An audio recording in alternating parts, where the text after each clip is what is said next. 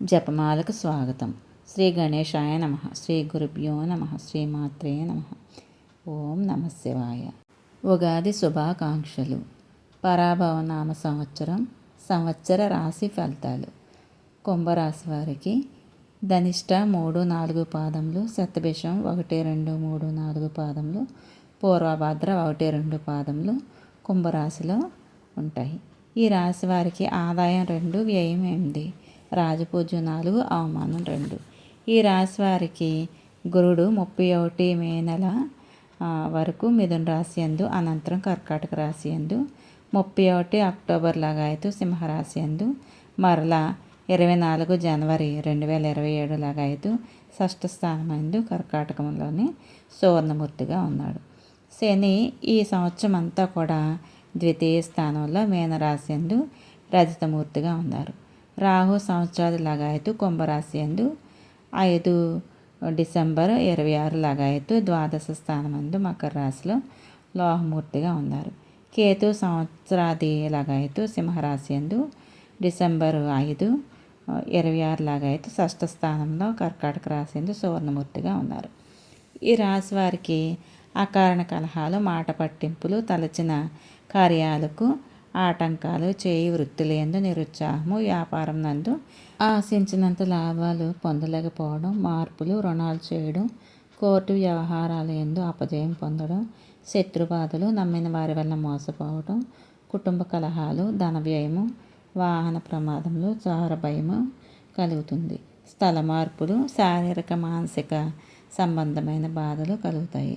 వైద్యరీత్యా ధన వ్యయము అన్ని రంగాల వారికి ఒక పరీక్షా కాలంగా ఉంటుంది. విద్యార్థులకు ఇతర వ్యాపకాల వల్ల విద్య అందు శ్రద్ధ, చురుకుదనము తగ్గుతుంది. పాస్ అవడం ఎక్కువగా చదివిన వారికే ఉంటుంది. ఉద్యోగస్తులకు అధికారుల వేధింపులు, పనివారము ఎక్కువ, కొంతకాలం సెలవు పెట్టడం జరుగుతుంది. ప్రైవేటు సంస్థల్లో పనిచేయవారు జాగ్రత్తగా ఉండాలి. వ్యవసాయదారులకు పెట్టుబడులు ఎక్కువగును, ఆశించినంత దిగుబడి రాదు, ధనాదాయం తగ్గుతుంది. వ్యాపారస్తులకు అమ్మకంలో తక్కువ, పోటీలు ఎక్కువ, ఊహించినంత లాభంలో రావు. సరుకులు నిల్వ చేయడం వల్ల నష్టాలు వస్తాయి. క్రీడాకారులకు, కళాకారులకు, టీవీ, సినీ నటవర్గం వారికి అవకాశాలు వచ్చినా నిలబెట్టుకోలేక కష్టం పడతారు. పోటీలు ఏర్పడతాయి. కాంట్రాక్టుదారులకు పెద్ద కాంట్రాక్టులు వచ్చిన లేబర్ ప్రాబ్లం వలన పనులు ఆటంకాలు, కాలయాపన జరుగుతుంది. విశేష లబ్ధి చేకూరదు. రాజకీయ నాయకులకు పదవులలో మార్పు వస్తుంది. పదవిని నిలబెట్టుకుంటూ ఎక్కువ శ్రమ పడవలసి వస్తుంది. ప్రజాదరణ పొందలేరు. ఈ రాశి స్త్రీలు ఉద్యోగంలో ఉన్నతి, ఊహించని ప్రదేశాలకు ట్రాన్స్ఫర్లు, అధికారుల వలన బాధలు, వివాహాది శుభకార్యాలకు ఆటంకాలు, కాలయాపన, బంధుమిత్ర విరోధములు, కుటుంబ కలహములు, వ్యవహారాలు చిక్కులు, నరములు నిస్త్రాణము, అనారోగ్య సమస్యలుగా ఉండును. ధనిష్ట 3-4 పాదముల వారికి ఏప్రిల్, మే, ఆగస్టు, సెప్టెంబర్, డిసెంబర్, జనవరి నెలల్లో అన్ని విధాలా బాగుంటుంది. వీరు జాతి పగడం, ఎడమ చేతి ఉంగరం వేలుకు బంగారంతో కానీ వెండితో కానీ ఉంగరం చేయించుకొని ధరించాలి. గ్రహశాంతికి మంగళవారం రోజు కేజీ కందులు కానీ కందిపప్పు కానీ దానం చేయాలి. 2, 3, 4, 7 అదృష్ట సంఖ్యలు. సోమ, గురు, శనివారాలు అదృష్టవారములు. శతభిష నక్షత్రం వారికి ఏప్రిల్, మే, సెప్టెంబర్, జనవరి అన్ని విధాలా బాగుంటుంది. వీరు జాతి గోమేదకం ఎడమ చేతి మధ్య వేలికి వెండితో ఉంగరం ధరించాలి. మానసిక రోగముల నివారణ అవుతాయి. శనివారం రోజు కేజీ మినువులు దానం చేయాలి. 4, 5, 8 అదృష్ట సంఖ్యలు. ఆది, మంగళ, బుధ వారాలు అదృష్టవారాలు. పూర్వభద్ర 1, 2, 3 పాదముల వారికి మే, సెప్టెంబర్, అక్టోబర్, జనవరి, ఫిబ్రవరి నెలలు అన్ని విధాలా బాగుంటుంది. వీరి జాతి కనకం పుష్యరాగం కుడి చేతి చూపుడు వేలికి బంగారం ఉంగరంలో ధరించాలి. గ్రహశాంతికి కేజీ శనగలు గురువారం దానం ఇవ్వాలి. 2, 3, 7, 9 అదృష్ట సంఖ్యలు. సోమ, గురు, శనివారాలు అదృష్టవారాలు. ఈ రాశి వారికి శని, గురువు, రాహువులకు జపాలు, దానాలు, తైలాభిషేకాలు, ఈశ్వరాభిషేకము, అయ్యప్ప స్వామి, సాయిబాబా, రాఘవేంద్ర స్వామి, పంచారామాలను సందర్శించడం, కుబేరుని, లక్ష్మీదేవిని, దుర్గాదేవిని పూజించడం, అష్టలక్ష్మి స్తోత్రం, కుచేలోపాఖ్యానం, భాగవతము పఠించాలి. ఓం శ్రీ ఉపేంద్రాయ అచ్యుతాయ నమః అనే మంత్రాన్ని పఠించాలి. చతుర్ముఖ రుద్రాక్ష, ఎర్ర చందనమాల లేదా రుద్రాక్షమాల ధరించాలి. ఈ రాశి వారికి శుభప్రదమైన రంగులు నీలము, నలుపు, ఆకుపచ్చ, పసుపు. అదృష్ట రత్నము నీలము. అదృష్ట సంఖ్య 8. కుంభరాశి వారికి మాస ఫలితాలు. చైత్రమాసం.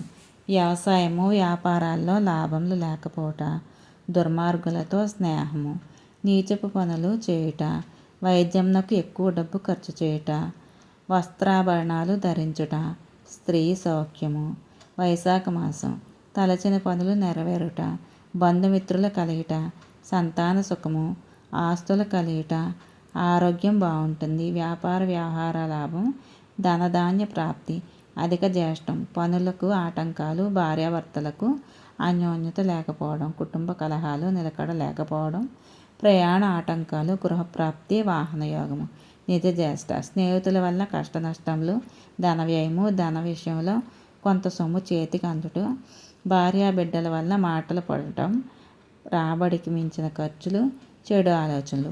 ఆషాఢం. చేయి కృషి అందు అభివృద్ధి, వ్యాపార లాభం, ధనధాన్య సమృద్ధి, శత్రువులు మిత్రులగుట, అధికారానుగ్రహము, ఇతరులకు ఉపకారం చేయుట, బంధు విరోధము, చోరభయము.